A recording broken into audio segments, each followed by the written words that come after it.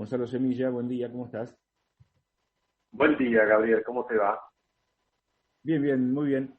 Aquí dábamos el pie hace un ratito en respecto de cómo en porcentaje se adecuaron las canastas que miden en el CREVA. ¿Por qué no nos contás en detalle de cómo quedaron ambas y cuál es el análisis detrás de esos números? Bien, bien, perfecto. Bueno, mirá, lo que nosotros publicamos recientemente está relacionado al mes de julio, al mes pasado, en donde nosotros medimos dos tipos de canastas.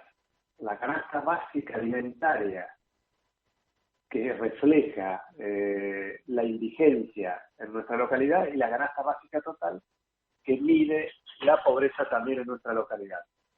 Y las variaciones porcentuales de la primera, de la canasta básica alimentaria, nos arrojó un aumento del 2,4, mientras que la canasta básica total, un aumento del 2%. Eh, estas dos variaciones son menores a lo que fue el índice de precios para el mismo mes, que estuvo en 2,8%. Eso por un lado. Ahora, esos indicadores que están en variaciones porcentuales, también nosotros los reflejamos en una unidad monetaria, es decir, cuánto una familia tipo, le llamamos nosotros tipo 2, que está compuesta por 4 personas, padre, madre y 2 hijos menores, cuántos ingresos debió tener esa familia para superar los umbrales tanto de indigencia como de pobreza, es decir, para no ser indigente y para no ser pobre. En el primero de los casos, que tiene que ver con la indigencia, esta misma familia debería tener ingresos superiores a los 31.800 pesos, mientras que para no ser pobre, prácticamente debería tener ingresos superiores a los 73.000 pesos.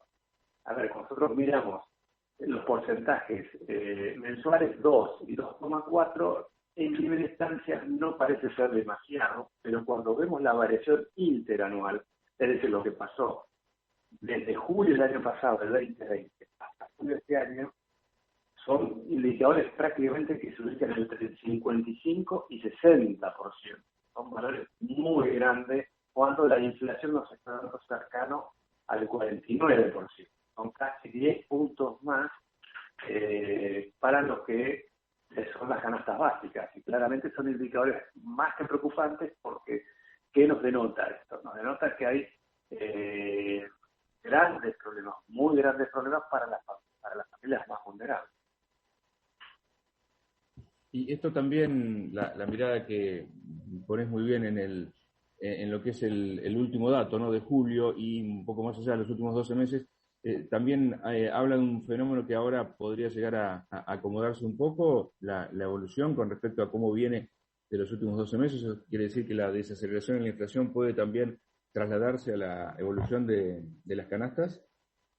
Mirá, todo indica que sí, porque digamos, todas las proyecciones, las miradas en cuanto a las proyecciones es que en el segundo semestre del año habría una desaceleración, que es lo que vos estás marcando. Tuvimos grandes variaciones porcentuales primer semestre, con algún mes bastante complejo, en nuestro caso había sido junio con un 4% de inflación, y con las canastas también en ese orden.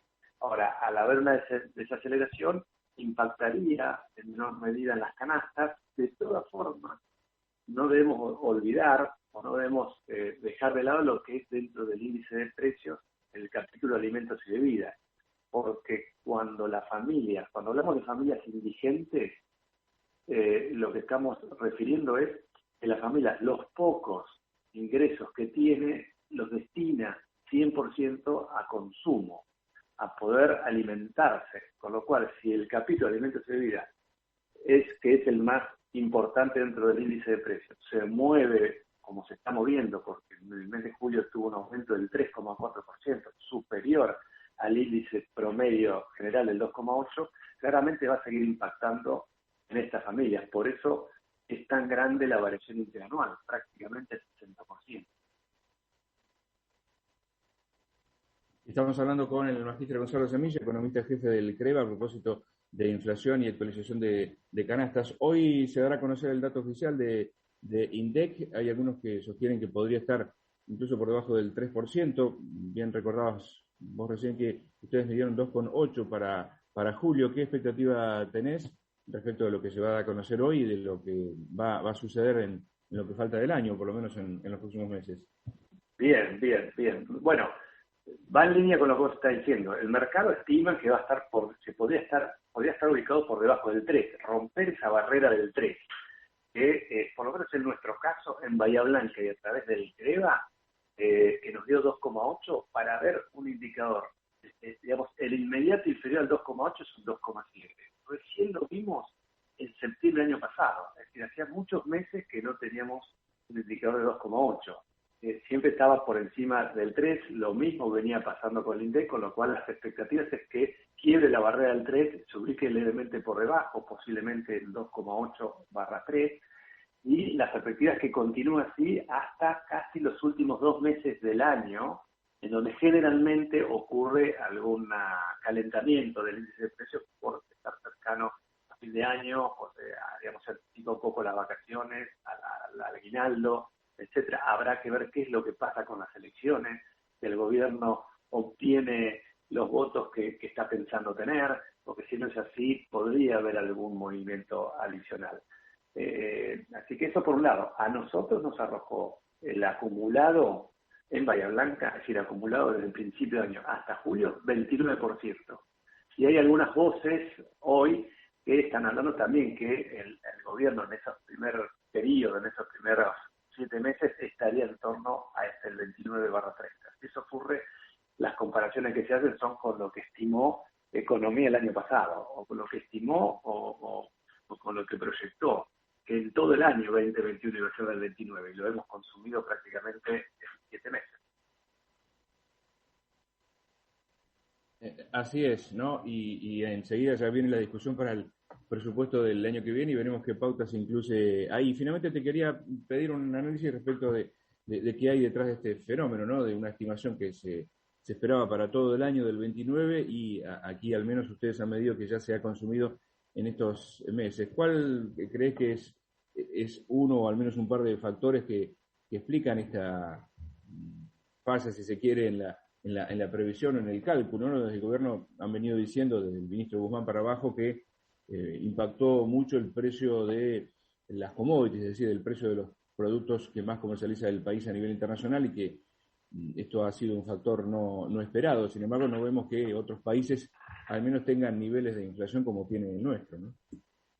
Sí, sí, está bien tu observación, porque es verdad que los commodities tuvieron un crecimiento enorme en este año y esto favoreció enormemente a la Argentina, sobre todo porque esto incentivó enormemente las exportaciones, digamos, del agro, y por eso tuvimos esas liquidaciones récord de los últimos 10 años. Y por eso también el gobierno, digamos, siempre hay como una contrapartida. Si bien hubo aumentos muy interesantes en los commodities y que impactan nuestra economía, que son absorbidos en nuestra economía, y que se traslada a los precios, y esa es la parte negativa. La parte positiva, que una gran liquidación, el gobierno, sobre todo el Banco Central, pudo hacerse de muchos dólares, casi duplicó sus reservas netas, permitiendo tener poder de fuego en lo que es el mercado cambiario.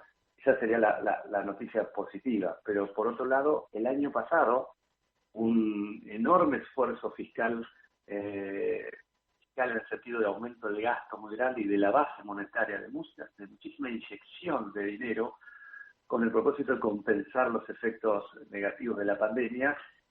Y si bien el gobierno estimaba que ese exceso de dinero en algún momento iba a circular en la economía y que iba a la inflación, pero no estimaba que iba a ocurrir eso, sí las proyecciones del mercado preveían esta cuestión y creemos que pasó eso, que la velocidad de circulación de dinero fue muy grande sobre fines del año pasado y que provocó una inercia en este año, y bueno, hemos visto que se ha desbordado los precios, porque incluso ha habido cuestiones de indumentaria, también en educación, en vivienda en cierto sentido, en salud, sobre todo en alimentos con un 50% interanual.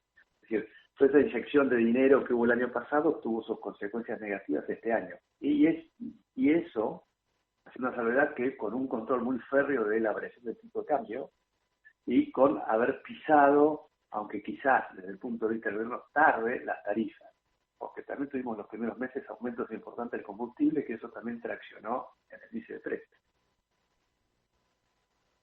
Excelente, Gonzalo, como siempre, muy amable con tu aporte para la radio Gracias de a la ustedes, UNES. un gran abrazo. Hasta la próxima. Hasta la próxima. Era el magíster por la Universidad Nacional del Sur, Gonzalo Semilla, economista jefe del CREVA.